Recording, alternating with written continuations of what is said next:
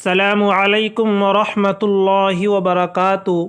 آج ہم بیان کریں گے عید الاضحیٰ کی نماز پڑھنے کا طریقہ اور اس نماز کی نیت کرنے کا طریقہ کیا ہے۔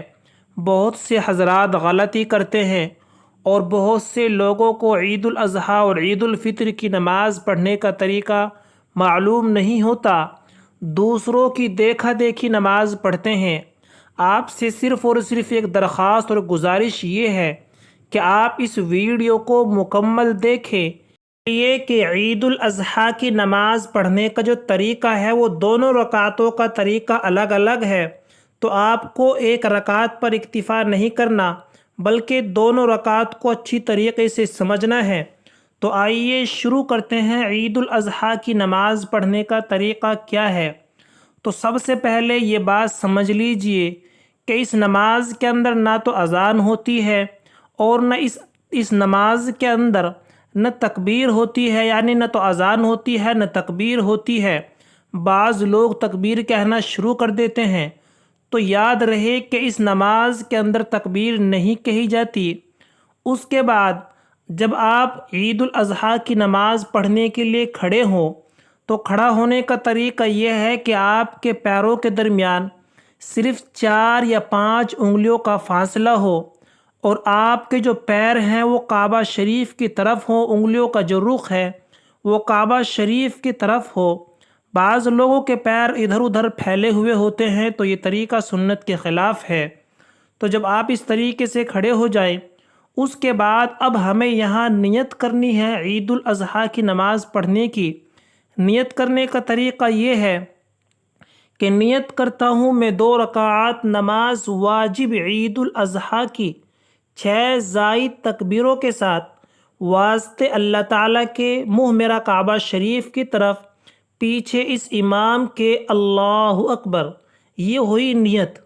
لیکن اگر آپ زبان کے ذریعے سے نیت نہیں کر سکتے، آپ کے الفاظ یاد نہیں ہو سکتے، تو چونکہ اصل جو ہے وہ نیت دل کے ارادے کا نام ہے، آپ دل کے اندر نیت کر لے کہ میں عید الاضحیٰ کی نماز پڑھ رہا ہوں امام کے پیچھے۔ لیکن یاد کرنا یہ اچھی بات ہے، آپ یاد کر لے، ہر مسلمان کے یاد ہونا چاہیے۔ اس کے بعد جب امام تکبیر کہے گا یعنی اللہ اکبر کہے گا، تو آپ کو بھی تکبیر کہنے کے بعد ہاتھوں کو باندھ لینا ہے، یعنی امام بھی ہاتھ باندھ لے گا پہلی تکبیر کہنے کے بعد، اور آپ کو بھی تکبیر یعنی اللہ اکبر کہنے کے بعد ہاتھوں کو باندھ لینا ہے۔ اس کے بعد آپ کو آہستہ سے ثنا پڑھنی ہے، سبحانک اللہم و بحمدک و تبارک اسمک و تعالی جدک و لا الہ غیرک۔ اس کے بعد امام بھی اپنی ثنا پڑھنے کے بعد تکبیر کہے گا، دوسری تکبیر کہے گا۔ تو امام جیسے ہی تکبیر کہے گا تو امام تکبیر کہنے کے بعد اپنے ہاتھوں کو چھوڑ دے گا، آپ بھی امام کے تکبیر کہنے کے بعد اللہ اکبر کہتے ہوئے اپنے ہاتھوں کو چھوڑ دے۔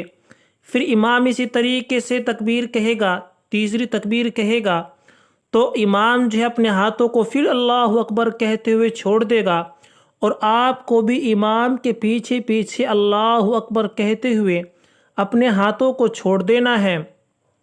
اس کے بعد پھر امام چوتھی تکبیر کہے گا، چوتھی تکبیر کہتے ہوئے آپ کو اب جو ہے ہاتھ نہیں اٹھانے ہیں بلکہ آپ کو اب ہاتھ جو ہے باندھ لینا ہے۔ امام بھی ہاتھ باندھ لے گئے۔ اس کے بعد امام صاحب جو ہے قرات شروع کر دیں گے، یعنی سورہ فاتحہ پڑھی جائے گی۔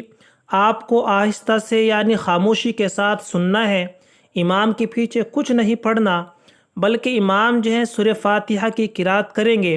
جیسے ہی سورہ فاتحہ کی قرات مکمل ہوگی، ولا الضالین پر امام پہنچیں گے، تو آپ کو آہستہ سے صرف اور صرف یہاں آمین کہنا ہے۔ اس کے بعد امام جو ہے کوئی سورت ملائے گا، سورت ملانے کے بعد پھر امام جو ہے اسی طریقے سے رکعت کو مکمل کرے گا، یعنی رکوع میں جائے گا، آپ کو رکوع کی تسبیحات کہنی ہیں۔ پھر امام رکوع سے اٹھے گا تو آپ کو سمیع اللہ لمن حمیدہ کہتے ہوئے امام کے پیچھے پیچھے ربنا لک الحمد کہنی ہے۔ اسی طریقے سے یعنی دوسری نمازوں کی طرح پھر امام جو ہے اس ایک رکعت کو مکمل کر دے گا دونوں سجدے کرنے کے بعد۔ اب جیسے امام دوسری رکعت کے لیے کھڑا ہوگا تو یہاں فرق کو سمجھنا ہے۔ پہلی رکعت کے اندر تو ہاتھ باندھ لیے تھے اور ثنا پڑھی تھی، ثنا پڑھنے کے بعد 2 تکبیروں میں ہاتھ چھوڑے تھے اور پھر تیسری تکبیر کے اندر ہاتھ اٹھا کر کے ہاتھ باندھے تھے، پھر جا کر کے قرات شروع ہوئی تھی۔ لیکن جب امام دوسری رکعت کے لیے کھڑا ہوگا تو یہاں فرق یہ ہے کہ امام کھڑا ہوتے ہی فوراً قرات شروع کر دے گا، سورہ فاتحہ پڑھے گا۔ آپ کو پھر اس طریقے سے آہستہ سے خاموشی کے ساتھ کھڑے رہنا ہے۔ وَلَضَّالِّينَ پر جب امام صاحب پہنچیں گے تو آپ کو آمین کہنا ہے۔ پھر امام جو ہے کوئی سورت ملائے گا، سورت کو پھر آپ کو بھی خاموشی کے ساتھ سننا ہے۔ اب جیسے امام اپنی سورت کو مکمل کرے گا تو اب یہاں آپ کو سمجھنا ہے، امام اللہ اکبر کہتے ہوئے یعنی کانوں تک ہاتھ اٹھائے گا اور ہاتھوں کو چھوڑ دے گا۔ آپ کو بھی امام کے پیچھے پیچھے اپنے ہاتھوں کو کانوں تک اٹھانا ہے اور پھر ہاتھوں کو چھوڑ دینا ہے۔ پھر اسی طریقے سے امام دوسری تکبیر کہے گا اور اپنے ہاتھوں کو چھوڑ دے گا۔ اسی طریقے سے امام پھر تیسری تکبیر کہے گا، کانوں تک ہاتھ اٹھائے گا اور اپنے ہاتھوں کو چھوڑ دے گا۔ آپ بھی اسی طریقے سے کرتے رہیں، یعنی اپنے ہاتھوں کو کانوں تک اٹھاتے رہیں اور چھوڑتے رہیں۔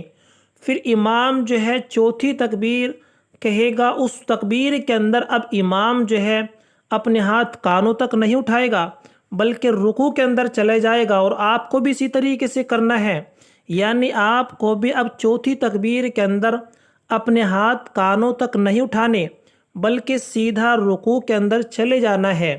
پھر اسی طریقے سے رکوع اور دونوں سجدے مکمل کیے جائیں گے۔ تو یہ ہے عید الاضحیٰ کی نماز پڑھنے کا طریقہ۔ اس کے بعد پھر امام جو ہے التحیات پڑھے گا، آپ کو بھی التحیات پڑھنی ہے۔ اسی طریقے سے تشہد، درود شریف، دعائے معصورہ کے بعد پھر امام جو ہے سلام پھیر دے گا، آپ کو بھی سلام پھیر دینا ہے۔ اس کے بعد امام صاحب جو ہے دعا کرائیں گے، دعا میں آپ کو شریک رہنا ہے۔ اب جیسے ہی دعا مکمل ہو جائے تو آپ کو عیدگاہ کے اندر سے بھی باہر نہیں جانا بلکہ امام جو ہے دعا کرانے کے بعد اب امام جو ہے خطبہ دیں گے تو آپ کو بھی خاموشی کے ساتھ اس خطبے کو سننا ہے۔ جب خطبہ مکمل ہو جائے اس وقت آپ جو ہے اپنی عیدگاہ سے نکل کر کے جائیں۔ یہ تھا عید الاضحیٰ کی نماز پڑھنے کا طریقہ۔ مجھے امید ہے کہ یہ طریقہ آپ کے سمجھ میں آ گیا ہوگا۔ اگر آپ کے ایک مرتبہ دیکھنے سے ویڈیو سمجھ میں نہیں آیا تو آپ بار بار اس ویڈیو کو دیکھیں، پھر اس ویڈیو کو لائک اور شیئر بھی کریں، دوسرے حضرات تک بھی پہنچائیں۔ بقرعید سے پہلے اپنے دوست احباب، اپنے یار رشتہ دار تک اس ویڈیو کو پہنچائیں تاکہ ہر ایک فرد عید الاضحیٰ کی نماز پڑھنے کا طریقہ جان سکے۔